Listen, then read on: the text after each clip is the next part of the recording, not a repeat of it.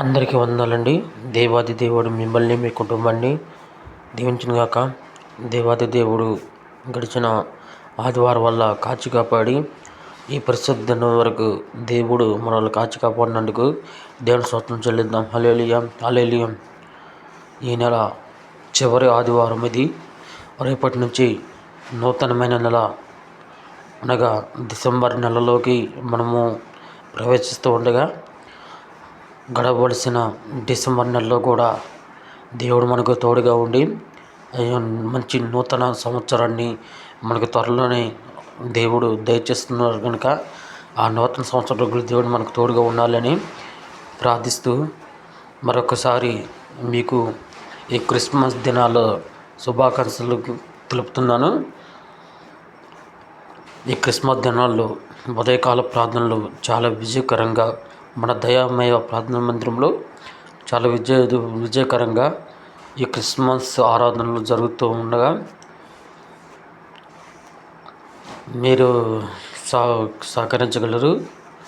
అదేవిధంగా ఈ వాక్యం ద్వారా మీరు రక్షింపబడి దేవుని యందు పరిపూర్ణుడై మరలా దేవుని సేవ చేయడానికి మిమ్మల్ని ప్రేరేపిస్తూ ఈ యొక్క వీడియోని చేస్తూ ఉన్నాను.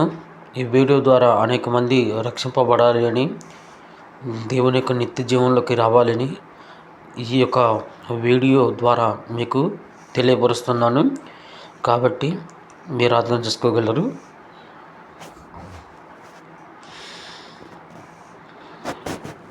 అదేవిధంగా వాక్యోపదేశంలోకి వెళ్దాం. ఈ ఆదివారపు వాక్యోపదేశంలోకి మనం వెళ్ళినట్లయితే మన పోయిన ఆదివారం మనము ప్రార్థనా మెట్ల గురించి కొన్ని ఇన్ఫర్మేషన్ తెలుసుకున్నాం. అది నేను వీడియో చేయకపోయినా ఆడియో ద్వారా అయినా మీకు పంపించడం అనేది జరిగింది. అది మీరు చాలామంది చూసి ఉంటారు. ప్రార్థనా మెట్ల గురించి కొంత వివరణ మీకు ఇవ్వడం అనేది జరిగింది. అదేవిధంగా ఈరోజు పతనం యొక్క ప్రభావం గురించి మనము తెలుసుకోబోతున్నాం. పతనం ఎలా అవుతాము అన్న విషయాల గురించి మనం తెలుసుకోబోతున్నాం.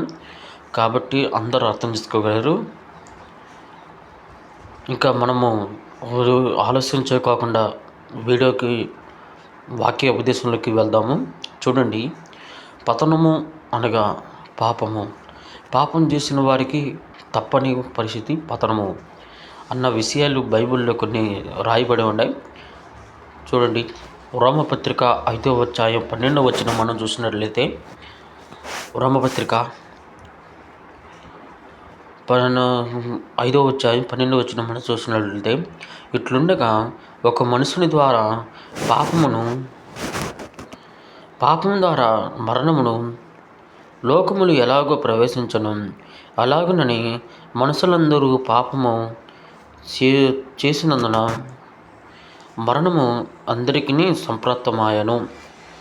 చూడండి, ఈ 12వ వచనం మనం చూసినట్లయితే, ఒక మనుషుని ద్వారా పాపం ద్వారా మరణము అంటే మొదటి ఆదాము ద్వారా ఏమొచ్చిందమ్మా? మొదటి ఆదాము ద్వారా మరణం అనేది వచ్చింది. కడపటి ఆదాము ద్వారా జీవము వచ్చింది. అంటే మొదటి ఆదాము ఆదికాండంలో చూసిన విధంగా మొదటి ఆదాములో పాపం చేసినప్పుడు మరణం ద్వారా వచ్చింది. కడపటి ఆదాము అనగా యేసుక్రీస్తు వారు వచ్చినప్పుడు మరణానికి జయము అనగా నిత్య జీవం అనేది వచ్చిందంటే ఎక్కడ వాక్యం చెబుతుంది. మనం పతనం అయిపోతానికి కారణం ఏంటి అంటే మనం చేసిన పాపాలే మన పతనానికి కారణమవుతాయి. చూడండి, ఇట్లుండగా ఒక మనుషుని ద్వారా పాపము ద్వారా మరణమును లోకములో ఎలాగో ప్రవేశించడం, అలాగనే మనుషులందరూ పాపము చేసినందున మరణము అందరికీ సంప్రాప్తమాయను అని ఇక్కడ రాయబడి ఉన్నమాట మనము గమనించగలము. అదేవిధంగా చూడండి, రెండవ మాటగా మనం చూసినట్లయితే, విమోచన యొక్క ఫలితాలు. ఇప్పుడు పాపం ద్వారా మరణం వచ్చిందని మనం చాలా నేర్చుకున్నాం. కానీ ఇప్పుడు విమోచన ద్వారా ఫలితాలను మనము చూడవచ్చును. అది ఏమనగా చూడండి, యెషయా గ్రంథము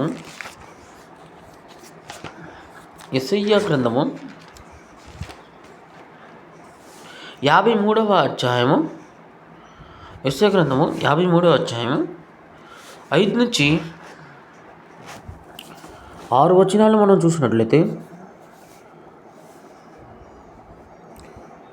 వారు జనులు ఊరకే కొనిపోబడి ఉన్నారు, వారిని బాధపరచువారు వారిని చూచి గర్జించుచున్నారు.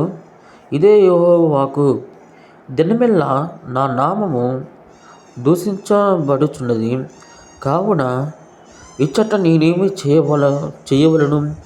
ఇదే యెహోవా వాక్కు. నా జనులు నా నామము తెలుసుకొందురు, నేనున్నానని చెప్పువాడును నేనే అని వారు ఆ దినమున తెలుసుకొందురు. ఇక్కడ చూడండి ఏమంటుందంటే అంటే, నా జనులు ఊరకయే పోబడి ఉన్నారు. ఊరకనే ఉండి కొనిపోబడుతున్నారు. వారిని బాధపరచు వారిని చూచి గర్జిస్తున్నాను.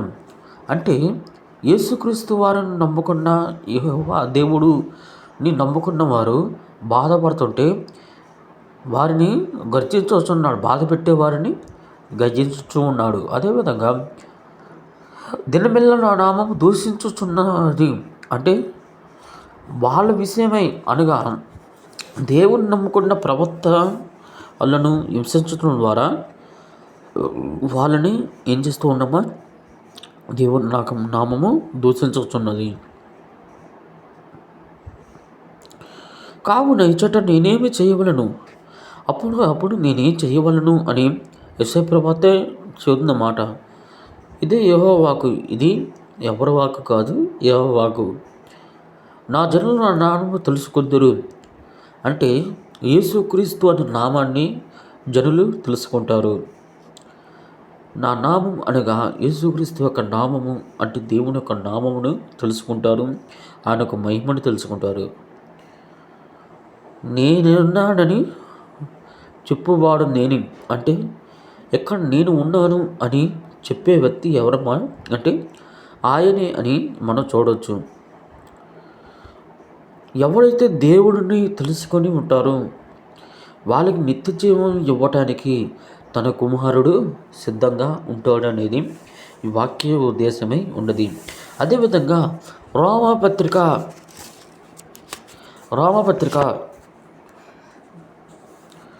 అపోస్తలుడైన పౌలు రోమీయులకు రాస్తున్న పత్రిక 3వ అధ్యాయము చూసినట్లయితే 3వ అధ్యాయము 23 నుండి 25 వచనాలు మనం చూసినట్లయితే ఇక్కడ ఏమంటున్నాడు? ఇది చదవబడిన వాక్యమే. ఏ భేదమును లేదు, అందరూ పాపము చేసి దేవుడు అనుగ్రహించు మహిమను పొందలేకపోతున్నారు. కాబట్టి నమ్మువారు ఆయన కృపచేతనే క్రీస్తు యేసునందలి విమోచనం ద్వారా ఉచితముగా నీతిమంతులని తీర్చబడుచున్నారు. పూర్వము చేయబడిన పాపములను దేవుడు తన ఉరిమి వలన ఉపేక్షించినందున ఆయన నీతిని కనపరచవలనని. ఎక్కడేమంటున్నాడు చూడండి, దేవుని స్తోత్రం హల్లెలూయా. ఇక్కడేమంటున్నాడు? ఏ భేదమును లేదు అంటే ఏ విధంగానైనా అసలు భేదాలే లేవు. అందరూ పాపము చేసి ఉన్నారు. భూలోకంలో చనిపోయిన వాళ్ళు కూడా, అదేవిధంగా బతికున్న వాళ్ళు కూడా పాపము చేసి ఉన్నాడు. దేవుడు అనుగ్రహించే మహిమను పొందలేకపోతున్నారు. అంటే దేవుడు తన మహిమను అందరికీ పంచిపెడతానికి, తన యొక్క రక్షణను అందరికీ పంచిపెడతానికి యేసుక్రీస్తు వారు ఈ భూలోకానికి వచ్చాడు. తండ్రి పిలుపును అందుకొని ఈ భూలోకానికి వచ్చినట్టుగా మనం చూస్తాం. కానీ ఏంటి అంటే యేసుక్రీస్తు వారు మన గురించి ఎంత పాటుపడినా మనం ఇంకా దూరంగానే ఉన్నాము. ఆయన మహిమను గ్రహించలేకపోతున్నాం. కాబట్టి నమ్మువారు ఆయన కృపచేతనే, ఎవరైతే యేసుక్రీస్తు వారు నమ్ముతారో అప్పుడు ఆయన కృప మనతో ఉంటుంది. యేసుక్రీస్తు అంటే విమోచన ద్వారా ఉచితంగా నీతిమంతులు తీర్చబడుచున్నారు. ఉచితంగా నీతిమంతులుగా తీర్చబడుతున్నారు. ఏ రుసుము కట్టక్కర్లేదు. మనము దేవుడు క్రీస్తు వారిని నమ్ముకుంటే. ఈ మధ్యకాలంలో ఉచిత బస్సు అని చాలా రకాలుగా ఈ లోకంలో ఉచితం ఉచితం ఉచితం అని చాలా వచ్చినాయి. ఉచితం అంటే మనకు తెలిసింది కదండి. అంటే ₹1 కూడా చెల్లించవసరం లేదు. అంటే ఫ్రీగా ఉంటే ఏదో ఒకటి కావాలి అక్కడ. అలానే దేవుడు ఏం చేస్తున్నాడు? ఉచితంగా అంటే తన యొక్క కృపను మనకు, తమ యొక్క విమోచనను ఉచితంగా నీతిమంతులుగా మనము తీర్చబడుతున్నాము. ఉచితంగా తీర్చబడుతున్నాం. ఎటువంటి ఖరీదు అక్కర్లేదు.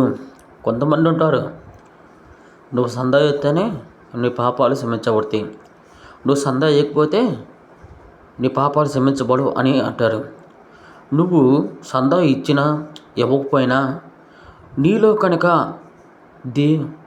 భక్తి ఉంటే, అంటే దేవుని యందు భయభక్తి ఉంటే నీకు విమోచన, అదేవిధంగా నీతిమంతుడిగా తీర్చబడతావు విమోచింపబడి.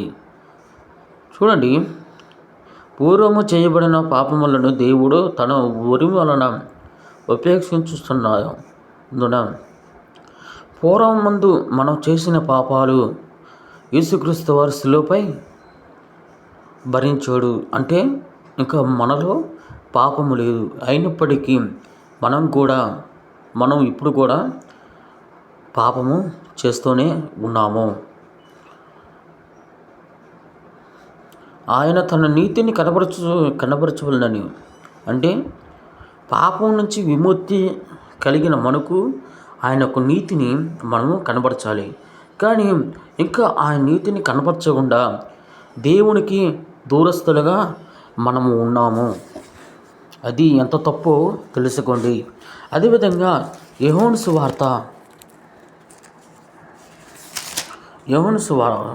రాసిన మొదటి పత్రిక 1వ అధ్యాయము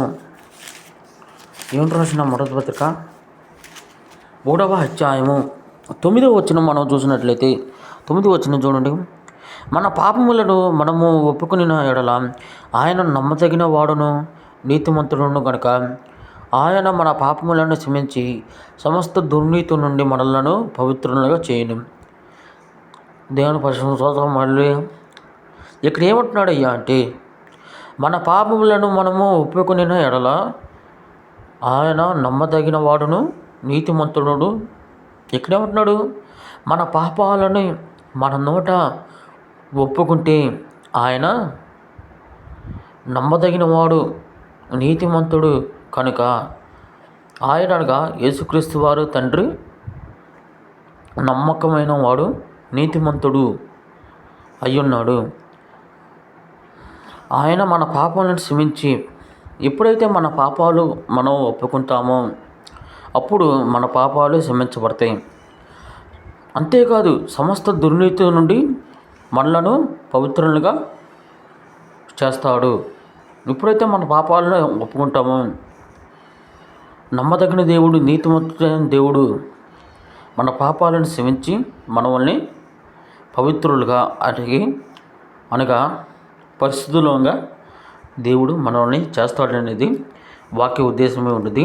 అదేవిధంగా చివరి మాటగా మనం చూసినట్లయితే కొలస్సీలు రాసిన పత్రిక, అపోస్తలుడైన పౌలు కొలస్సీ సంఘానికి రాస్తున్న కొలస్సీ సంఘానికి